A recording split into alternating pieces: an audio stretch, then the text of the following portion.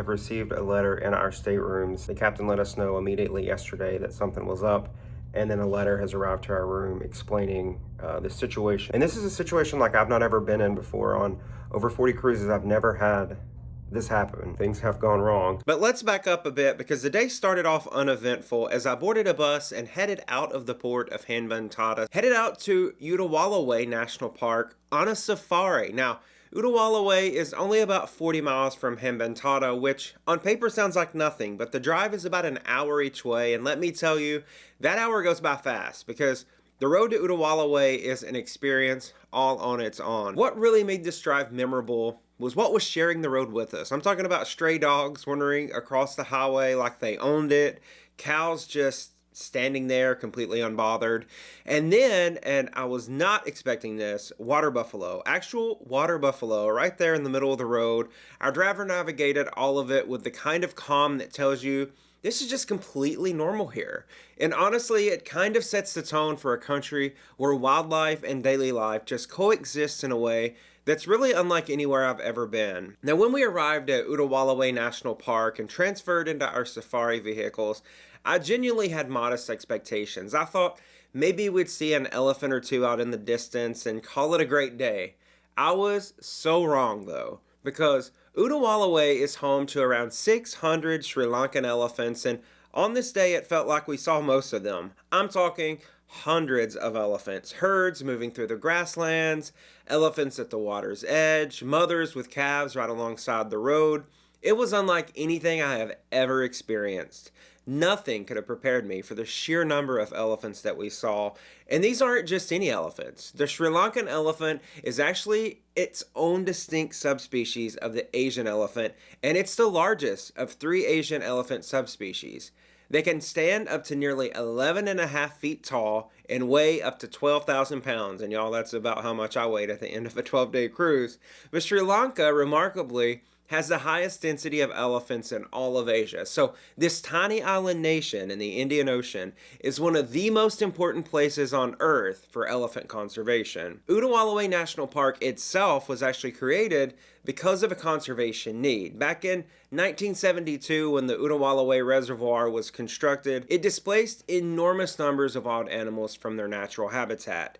The national park was established specifically to give those displaced animals, and particularly the elephants, a protected sanctuary. And today, it's the 3rd most visited national park in all of Sri Lanka, and it's become world renowned as one of the only places on Earth where elephant sightings are essentially guaranteed year-round. You don't hope to see elephants at Udawalawe, you see elephants at Udawalawe. That's just what happens. Seeing wild herds of hundreds of Sri Lankan elephants roaming freely across these plains is something that I will never forget for the rest of my life. It is one of the most extraordinary wildlife experiences I've ever had on any of my travels, period. Now, what's really cool about being on this safari was that I was able to send pictures and videos back home to family and friends in real time. Yes, even out in the wild of Sri Lanka. My US carrier had 0 coverage in Sri Lanka. So before I even left home, I downloaded the Celebrity app.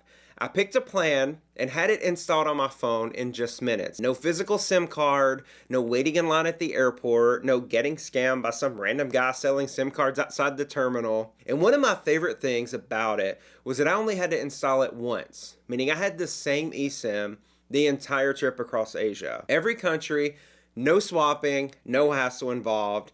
And Celebrity has plans in over 200 destinations around the globe, starting at just $1.99, ranging from 1 gigabyte all the way up to unlimited data. And if, like me, you're a frequent traveler, they also have Celebrity Ultra, which layers in VIP perks like airport lounge access on top of your plan. I was literally on safari, sending pictures to the other side of the world in real time. That wasn't Wi-Fi, that was Celebrity. And they've offered my viewers a 15% discount on data plans when you download the Celebrity app and use code ZachTravel at checkout. I'll put that link and code in the description below, so be sure to check out Celebrity to stay fully connected on your next adventure. Then the day got even better when you didn't think that it could, because after the safari, we made our way to the elephant transit home, and This is where the experience went from incredible to genuinely moving. It's because the elephant transit home, established in 1995 by Sri Lanka's Department of Wildlife Conservation, the reason it exists is heartbreaking and hopeful at the same time, because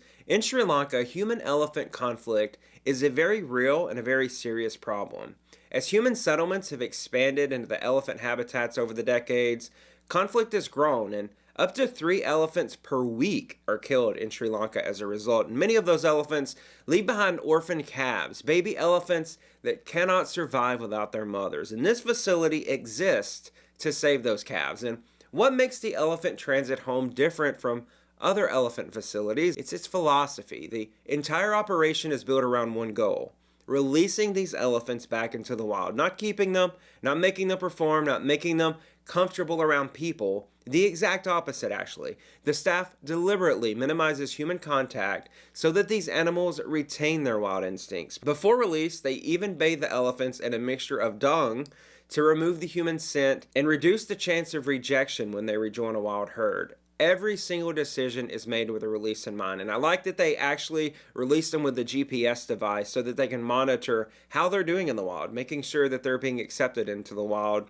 And the calves there are actually fed a specially formulated milk substitute every 3 hours, 365 days a year. They stay at the facility until they're around 5 years old and self-sufficient. And then they're released, often in groups, so that they go into the wild together as what researchers call a found family. And since its founding, the Elephant Transit Home has successfully rehabilitated and released more than 200 elephants. It's considered one of the most successful elephant rehabilitation programs in all of Asia. And we got to watch a feeding, and I'm not exaggerating when I say it was one of the most joyful things I've ever witnessed. 40 to 50 baby elephants jostling their bottles, playful and full of energy, and they were even fighting around with one another, playing around with one another, completely unaware of how lucky they are to be alive and well cared for. You watch them and you think about what they came from, losing their mothers, surviving alone, and then you see them here, healthy and thriving on their way back to the wild. But after all that, it was back on the bus, back down that beautiful road with the dogs and the cows and the water buffalo, back to the port of Hambantota, and back on board Celebrity Millennium. Hello, it is now the next day. Today is a sea day on board, and I'm just going to go right into it because we have received a letter in our staterooms. We knew something was up when we got back onto the ship yesterday after being in port in Hambantota, and sure enough, the captain let us know immediately yesterday that something was up, and then a letter has arrived to our room explaining the situation. But I'll read to you what the captain sent to the guests. Dear guests, during this sailing, some guests on board have experienced gastrointestinal illness. In abundance of caution, we've implemented enhanced sanitizing procedures on board as recommended by the U.S. Centers for Disease Control and Prevention and public health agencies worldwide. You will likely see some of these activities throughout our sailing as we are taking all steps necessary to maintain our high health standards. In addition, we would like to provide you with some important information regarding how to best prevent the spread of colds, flus, and or gastrointestinal illnesses. And then it goes on to say about how we should wash our hands, and they've been saying this the entire cruise. Even before we got on this cruise, they had sent an email saying to make sure you're washing your hands before you get on the ship, to be careful leaving from India with some of the street food that you might eat there, some of the water that you might drink, to be mindful if you're getting a drink that has ice in it, because all of these things, of course, can lead to gastrointestinal illnesses in foreign countries, places that you're not used to the water. And they also go on to say, if you feel like you may be under the weather, please let us know and we will help you get the care you need. I heard from some folks via the Facebook group on this cruise talking about how they were at the medical center today and it was just swarmed with people. So this is an outbreak. This is a serious situation on board the ship right now. This isn't just a reminder that things could go wrong. No, this is things going wrong. Things have gone wrong. The goal is to not catch this, probably noro or something similar virus on board this ship. So I've been very careful. I've been in my room a lot today. I did go to the retreat sun deck and to illuminate for lunch, but I made sure to wash my hands and to put hand sanitizer on. So I'm being very careful, but I do not want to get sick, especially as we're coming to the end of our cruise and then have to travel home. I don't want to be sick. So yeah, that's the situation. I wanted to update you. Something like I've never had happen before on a cruise.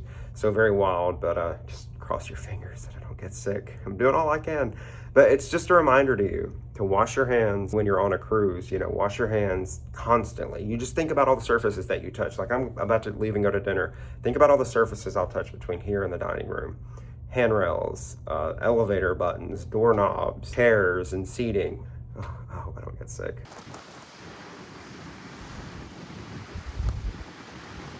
Good morning. It's now the next day, another beautiful sea day, as we are getting closer and closer to Thailand and Phuket, which is where we'll be tomorrow, and have a very exciting excursion. I'll tell you about that in just a minute. Something very unusual that I'm really excited about, and actually all the crew, as I go around the ship and ask them, you know, there's a lot of ports on this cruise, a lot of very interesting places that we're going to. What's your favorite? Everybody says Phuket. They said Phuket is a really cool place. So I'm excited about that tomorrow, but just wanted to give an update because when I went to dinner last night in Lumine, I actually asked the server and some of the folks in there, like, hey, what's going on with folks being sick around the ship, you know? And is this normal? Is this just like a typical case of like a few people are sick and we see this on these cruises, you know? They're like, no, this isn't normal. This is a lot of people. So yeah, this is definitely an outbreak of some kind. This isn't just a few random cases. Like sometimes we have instances of this, but nothing to this degree. So very curious, you know, what's going on. And I'm also trying to stay to myself as much as I can. I didn't go to the show last night. I am trying to stay as healthy as I can. So I just came back to the room after dinner last night. I'm going to go to lunch in Lumine right now. Then I'm immediately going to go to the sun deck and just kind of stay outside, you know, stay outdoors and not be enclosed with people, not be going to the buffet, of course. One interesting thing I did learn about norovirus last night, though, is I'm a big believer in hand sanitizer. I'm always putting on hand sanitizer. It does nothing for norovirus. You have to wash your hands with soap and warm water for at least 20 seconds and do that vigorously as often as you can, because hand sanitizer does not. So just know that on a cruise, that's kind of scary because we're always touching surfaces, but hand sanitizer will not save you. So wash those hands.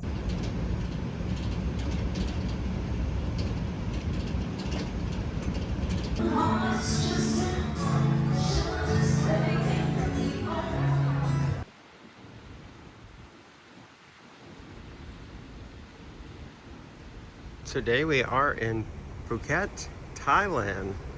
What a beautiful place this is. We got here this morning early. We got in, I think, before 8 o'clock. So earlier than we were supposed to. And this was the view awaiting us when we woke up. You notice we're not at a dock. We're still a little bit a ways from land there. But this is a tender port, so they are operating a tender service. You can actually see probably right here, right down there actually. You can see the tender boat up next to the ship, and then they're taking guests over there across to the land, actually right up on the beach right over there, which is actually where you land. Really neat landing point that they have because it is right on the beach. So if you wanted to just get off and go to the beach, you could, because it's right there, which is really neat. But there is so much to see here in Phuket. And I've actually done something really unique today, an excursion I booked through Celebrity. And I will say right up front that this you have to like slam this door every time, I apologize. This excursion did cost about $215 per person. You know, a lot of times you can do things independently, and I always promote that. Short Excursions group is one that I really like to go with. But today, the experience I could not pass up because it was very cultural. It was a culinary experience, which I love. So the actual tour itself, let me actually grab the paper over here and tell you what the tour was called. It was called The Taste of Thai and Private Dinner. And it was a small group. So Celebrity often does small groups. Typically, these are less than 30 people, but this one had about 35 people. So we actually tendered over with the chef. A chef from the ship went with us, and we went to a market right here in Phuket and walked around, and he was telling us all, I think he was telling us, I couldn't hear him. So that wasn't a good setup, first of all. That was one of the things that went wrong on this tour, was that you couldn't really hear the tour guide very well, the tour guide being the chef. But he did go to the market with us. He showed us a lot of stuff. It was very interesting to look around that market, all the fresh vegetables they had in there, all the meat, all the chicken. They were like processing meat in there. I don't know what the food standards were like, but it was very warm in there, and they were processing all that meat. But very interesting to get to go to a local market. And then the chef headed back to the ship, and we went with the tour guide then on a bus around the island. And one of our first stops was actually at a cafe up on a hilltop overlooking a lot of Phuket. And it was beautiful up there, and we had a delicious lunch. It was served family style, but we had things like spring rolls and fried vegetables and rice and really, really good curry. So that was a fantastic Thai lunch. That was our taste of Thai. And then after that, we actually went to a cashew nut factory, which is a big thing to do here in Phuket. I think most of the tours from the ship were going there. Really interesting to see how cashews are processed. I didn't know that. So much went into it. I should have, because cashews can be expensive, but they have so many different flavors, seasonings of cashews there. We got to sample those. It was really good. Maybe not the best thing to be doing, knowing that there's a gastrointestinal illness on board. We were all grabbing out of the same samples. But it was good. Got to sample some things. Some folks bought some things there. And then we went to a temple after that. They're actually having a local festival there, so it was all decked out for that with food trucks and vendors and things. But a very beautiful Buddhist temple. Got to walk 3 stories, got to go inside and walk 3 stories up. So enjoyed that. And then we got back on the bus and came back to the ship. Now, this is where things get interesting, because it's currently 4:45, and in 1 hour, I am to meet at 5:45 at Cellar Master. That's one of the bars and lounges here on the ship. And the chef will meet us and take us to the galley. And we'll have a private tour of the galley, us 30 that were on the tour today. And then we get our very own dinner. It's going to be located in Tuscan restaurant, which is one of the specialty restaurants here on board the ship. But we get our very own private Thai dinner. And the chef was actually buying things in the market to bring on board, like vegetables and things, not meat. Things that were to standard, for sure, to bring on board to use in the dinner and in the preparations. Look for that if you're coming to Phuket with Celebrity. Look for that taste of Thai and private dinner, because it was amazing, and I cannot wait for dinner. And also, you know, you make a good camaraderie with the other guests, since it is a small group. And actually met some of my, actually was on the tour with some of my subscribers, got to meet some of my viewers today, which I really enjoyed getting to meet them and know them, and I always enjoy that. But I've never been on an excursion with subscribers before, so it was really cool to spend the day with them, and I'll see them at dinner, so can't wait for that. So yeah, that's where we're at today with the time here in Phuket. Had a really good time, really enjoyed it, and want to show you one more thing. Butler has left me some macarons for today, an assortment of macarons. He did yesterday too, and I liked them so much, he brought me more. Now, there is a vast selection of different things that he can bring you. Fruit trays, charcuterie trays, hummus, crudites, things like that. So this is what I wanted, because I love sweets. So this is what he brought me yesterday and today. My pre-appetizer appetizers. I'm gonna enjoy this, and then we'll go check out dinner.